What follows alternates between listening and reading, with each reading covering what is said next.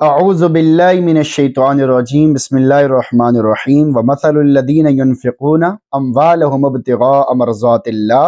وتثبیتا من انفسهم کمثل جنة بربوة اصابها وابل فآتت اکلها ضعفین فإن لم يصبها وابل فطل واللہ بما تعملون بصیر۔ سورۃ البقرہ آیت نمبر 265۔ اللہ کے راستے میں اخلاص کے ساتھ خرچ کرنے والوں کی زبردست مثال۔ ومثل الذین ينفقون، اور ان لوگوں کی مثال جو اپنا مال اللہ کی رضا کے لیے خرچ کرتے ہیں، ابتغاء مرضات اللہ، اللہ کی خوشی کو تلاش کرتے ہوئے خرچ کرتے ہیں، وتثبیتا من انفسہم، اور اپنے دلوں کو مضبوط کرنے کے لیے خرچ کرتے ہیں، یعنی اس نیت سے خرچ کرتے ہیں کہ ہمارے نفس کا تزکیہ ہو جائے، بخل سے جان چھوٹ جائے، حب مال جیسی بیماریوں سے دل پاک صاف ہو جائے، اور اللہ کے راستے میں خرچ کرنے کی عادت پیدا ہو جائے۔ نقطہ خرچ کرنے کی حکمت، اس جگہ اللہ تعالیٰ نے اشارہ کر دیا ہے کہ اللہ کے راستے میں خرچ کرنے کی حکمت یہ ہے کہ خرچ کرنے والے کا نفس بخل اور حب مال کی بیماری سے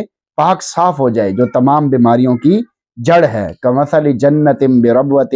اصابھا وابل، ان کی مثال ایسی ہے جیسے ایک باغ کسی بلند زمین پر ہو اور اس پر زور کی بارش برسے۔ بلند جگہ پر جو درخت ہوتے ہیں وہ خوش منظر بھی ہوتے ہیں اور ان کا پھل بھی زیادہ اچھا ہوتا ہے۔ آتت اکلھا ضعفین، تو وہ باغ اپنا پھل کئی گنا لے کر آئے، یعنی آب و ہوا کی لطافت، زمین کی صلاحیت اور بارش کی کثرت نے مل ملا کر پھلوں کی پیداوار کو اچھی طرح بڑھایا۔ فإن لم يصبها وابل فطل، اور اگر اس پر زور کی بارش بھی نہ برسے تو ہلکی پھلکی بارش بھی اس کے لیے کافی ہے، یعنی اگر باغ پر بارش نہ ہو جس کی وجہ سے وہ دگنا پھل لائے تو ہلکی پھلکی بارش بھی اس باغ کے لیے کافی ہو جاتی ہے، باغ سے پھل ہر حال میں حاصل ہو جاتا ہے۔ یہی حال اس مخلص مومن کا ہے جو صرف اللہ رب العزت کی رضا خوشنودی کے لیے مال خرچ کرتا ہے۔ اللہ رب العزت اسے کئی گنا بڑھا چڑھا کر عطا فرماتے ہیں، چاہے وہ کم خرچ کرے یا زیادہ خرچ کرے، اسے کسی حال میں بھی نقصان نہیں ہوتا، جیسا کہ باغ پر کم بارش پڑے یا زیادہ پڑے،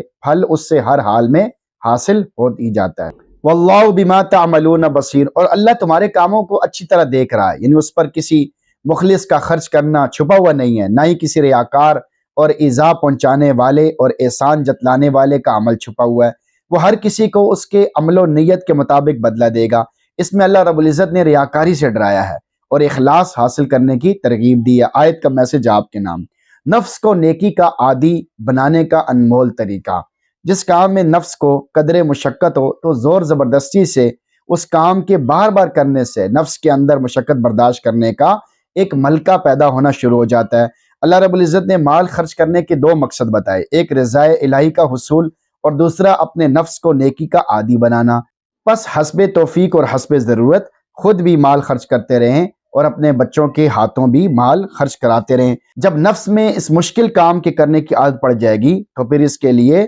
دوسرے اچھے کام کرنے اور برے کاموں سے بچنے کا ملکہ بھی پیدا ہو جائے گا۔ نمبر 2، بار بار عمل کرنے کا اثر۔ نیکی ہو یا برائی، کسی عمل کے بار بار کرنے سے وہ عمل نفس میں پکا ہو جاتا ہے اور اس سے مزاحمت کی قوت ضعیف ہو جاتی ہے، لہٰذا اپنے آپ کو گناہوں کی عادت پڑنے سے بچائیں، ورنہ جب یہ گناہ نفس میں پکے ہو جائیں گے تو ان سے جان چھڑانا مشکل ہو جائے گی، اور نفس کے نہ چاہنے کے باوجود اسے نیکی پہ لگائیں، اس سے آہستہ آہستہ نیکی کرنا آسان ہو جائے گا۔ کسی بھی غلط کام کی عادت نہ بنائیں، کسی بھی برے کام کی عادت نہ بنائیں، بلکہ اس سے جان چھڑانے کی کوشش کریں، اپنے نفس پہ حاوی نہ ہونے دیں، ورنہ وہ آپ کے لیے اتنا مشکل ہو جائے گا کہ چھوڑنا مشکل ہو جائے گا، پھر آپ کو بہت زیادہ محنت کرنی پڑے گی، تب جا کے اس گناہ سے بچیں گے آپ۔ تو اس لیے گناہ کی عادت پڑنے سے بچائیں، ایک دفعہ گناہ ہو جائے فوراً توبہ کر کے معافی مانگ لیں، بار بار اللہ سے معافی مانگیں، پھر اللہ سے توفیق مانگیں۔ کسی بھی گناہ کو جب آپ بار بار سوچیں گے، اس پہ بار بار اللہ سے معافی مانگیں گے تو اللہ تعالیٰ آپ کو اس گناہ سے بچنے کی توفیق بھی عطا فرما دیں گے اور اس کے ذریعے سے آپ کے درجات بھی بلند فرما دیں گے،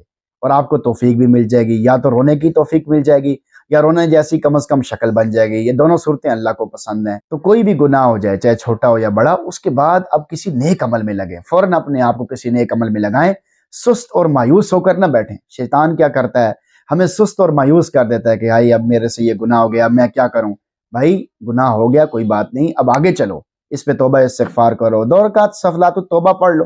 اللہ سے معافی مانگ لو، کچھ دیر دعا مانگ لو، 20-25 منٹ دعا مانگ لو، لیکن سستی اور مایوسی اختیار نہ کرو۔ عام طور پہ لوگ سستی مایوسی اختیار کر بیٹھتے ہیں، جس کا نقصان ہی نقصان ہے، فائدہ کچھ بھی نہیں ہے۔ تو اس لیے اپنے مال کو بھی اللہ کے راستے میں خرچ کریں۔ کنجوسی ایک بہت بڑی وبا ہے جو ہمارے اندر پھیل چکی ہے کہ ہم کسی کو دیتے ہی نہیں ہیں، اللہ کے راستے میں خرچ کرنے کا جذبہ ہی نہیں ہے، شوق ہی نہیں ہے، مال کی محبت اتنی دل کے اندر جگہ پکڑ گئی ہے کہ مال خرچ کرنے کا دل نہیں کرتا۔ تو اپنے مال کو خرچ کریں، اللہ کے راستے میں دیں، اللہ کے نام پہ دیں، پھر اللہ آپ کو مزید عطا کرتا چلا جائے گا، پریشانیاں بھی آپ کی دور کرے گا۔ تو اس لیے اپنے مال کو اللہ کے راستے میں لگائیں، اپنے مال کو اللہ کے راستے میں قبول کروائیں، اللہ سے بار بار مانگیں یا اللہ میرے مال کو دین کے کاموں میں استعمال فرما، اس سے آپ کی پریشانیاں دور ہوں گی، بیماریاں دور ہوں گی۔ اللہ تعالیٰ سے دعا، اللہ تعالیٰ ہم سب کو اس آیت کو سمجھ کر عمل کرنے کی توفیق عطا فرمائے، اور ہم سب کو قرآن پڑھنے، سننے، سمجھنے کا بھی اہتمام نصیب فرمائے، آمین۔